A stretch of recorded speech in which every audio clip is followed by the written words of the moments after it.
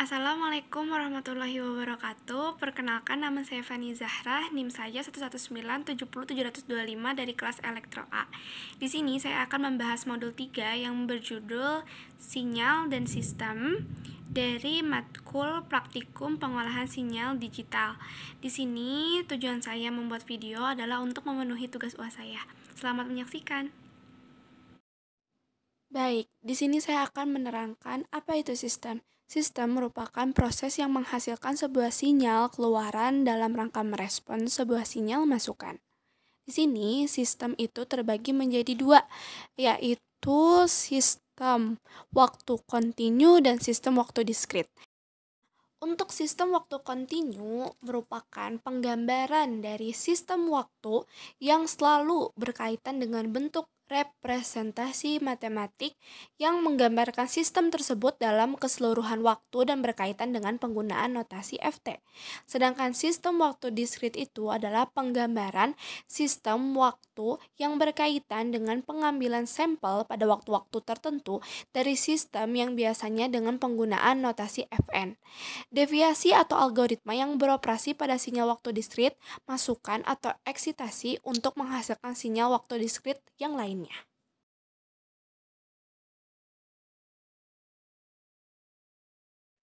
Baik, kodingan yang selanjutnya itu adalah termasuk kodingan pembangkit sinyal waktu kontinu. Nah, di sini itu menggunakan pembangkit sinyal sinus.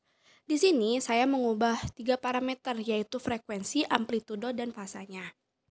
Langsung saja kita beralih ke kodingannya. Di situ ada Fs sama dengan 1000. Artinya frekuensi samplingnya itu berjumlah 1 kHz. Lalu ada T sama dengan 0, 1,21 garis miring Fs titik 21 itu artinya menunjukkan waktu 1 detik. A sama dengan 1, amplitudonya itu berjumlah 1, dan F sama dengan 1, frekuensinya adalah 1 Hz, dan fasa sama dengan 0, itu menunjukkan sudut fasanya itu adalah 0. Lalu, ketika kita mengkompil atau merun suatu program tersebut, maka akan langsung keluar diagram atau grafik sinusnya.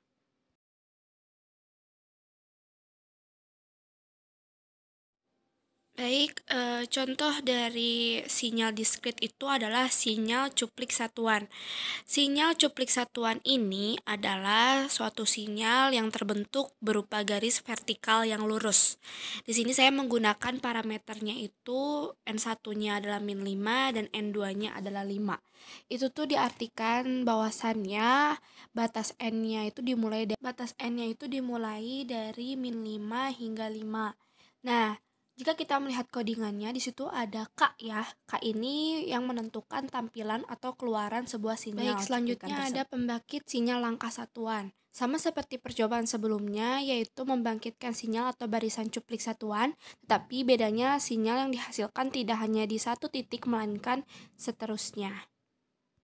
Tetapi bedanya di sini terletak dari K-nya, karena K-nya itu divariasikan agar dapat menghasilkan beberapa titik di suatu grafiknya. Untuk selanjutnya ada sinyal eksponensial. Sinyal eksponensial didefinisikan sebagai Xn sama dengan An. Untuk membangkitkan sinyal eksponensial, di sini saya memvariasikan nilai A-nya. Di dalam percobaan kali ini dilakukan pembangkit sinyal eksponensial yang merupakan sinyal kompleks yang memiliki nilai vektor imajiner. Dalam perlakuan dilakukan 3 kali dengan ketentuan masukkan nilai A yang berbeda-beda, yaitu 3 nilai A. Untuk A lebih besar dari 1, A lebih kecil dari 1, dan diantaranya juga bisa mengubah batas-batas N1 dan N2, sehingga dilakukan percobaan dengan hasil seperti yang ada di gambar sekarang, yang dimana pada setiap perubahan nilai A akan menghasilkan keluaran yang berbeda. Yang selanjutnya adalah pembangkit sinyal acak. Pembangkit sinyal acak ini memvariasikan dengan parameter Fs, yaitu frekuensi samplingnya, frekuensi dan amplitudo. Untuk fungsi frekuensi, semakin tinggi nilainya maka akan semakin rapat. Dan untuk fungsi amplitudo, jika nilai amplitudo semakin besar, maka Xn juga semakin besar. Jadi, bisa dikatakan fungsi fs itu jika semakin besar nilainya yang kita inputkan, maka sinyal diskrit yang dihasilkan akan semakin akurat, sehingga dapat kita simpulkan bahwa sinyal acak merupakan yang hanya dapat dinyatakan secara statistik sebelum ia benar-benar ada, yaitu tidak dapat dinyatakan dengan fungsi waktu tertentu sebelum ia ada. Lalu selanjutnya adalah ada sinyal periodik. Sinyal periodik adalah suatu sinyal yang mengalami pengulangan bentuk yang sama pada selang waktu tertentu. Di sini kita langsung ke codingannya. Fs-nya itu adalah 20, berarti frekuensi samplingnya itu adalah 20 Hz. Terus T-nya itu adalah sama ya, ada 0,21 garing fx.21. Itu tuh fungsinya untuk proses normalisasi. Dan di sini ada F sama dengan 1, berarti frekuensinya 1, dan A sama dengan 1, amplitudenya 1. Di sini dibedakan hanya rumusnya aja, yaitu X sama dengan A kali sin kurung buka 2 kali pi dikali F dikali T kurung tutup. Nah, di sini ada title, fungsinya itu untuk menampilkan judul, dan X labelnya itu untuk menampilkan nilai N, dan Y labelnya itu untuk menampilkan nilai XN. Nah, selanjutnya adalah sinyal suara atau sinyal nada. Pada percobaan kali ini dilakukan percobaan dengan membuat keluaran berupa sinyal suara dan dilakukan susunan nada sehingga menjadi sebuah lagu atau nada yang berirama. Nada atau suara terbentuk ketika gelombang di atas menggunakan penggetaran molekul bahan perantara pada frekuensi yang dapat didengar manusia, yaitu sekitar 300 Hz sampai 3000 Hz.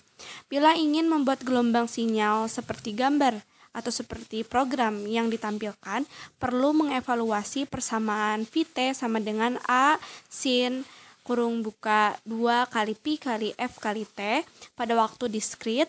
T-nya itu ditunjukkan sebagai waktu sesaat dengan titik merah.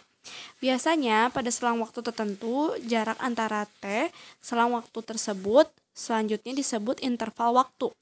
Haruslah cukup. Seberapa cukup untuk mendapatkan sinyal yang halus? Interval waktu itu disebut interval sampling atau sampling rate dan merupakan proses pencuplikan sinyal kontinu menjadi sinyal diskrit pada titik-titik yang disebut sampling. Sampling rate pada program di atas adalah TS yang merupakan frekuensi sampling dengan Fs sama dengan 1 per TS. Beralih ke codingannya, di situ ada Fs sama dengan 8000, T sama dengan 0, V sama dengan sin 2 kali pi kali 466,16 kali T. Sekarang vektor V berisi sampel dari sinyal sinus pada T sama dengan 0 sampai T sama dengan 1. Dengan jarak antar sampel itu adalah 1 per 8000 per detik. Merupakan kualitas standar suara audio. Sekarang sinyal sinus tersebut dapat digambar ataupun didengarkan. Dan suaranya seperti ini.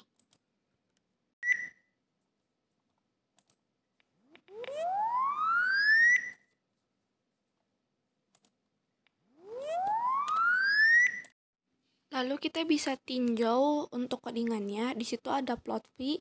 Itu fungsinya adalah untuk mendengarkan vektor V pada frekuensi sampling 8000 Hz. Tentu saja komputer harus dilengkapi dengan sound card dan speaker, digunakan perintah sound V. Nah, untuk menyimpan vektor V dalam format WAV ke dalam hard disk komputer digunakan perintah WAV write vname file. Sekian dari saya, terima kasih yang sudah menyaksikan. Wabillahi wal hidayat. Wassalamualaikum warahmatullahi wabarakatuh.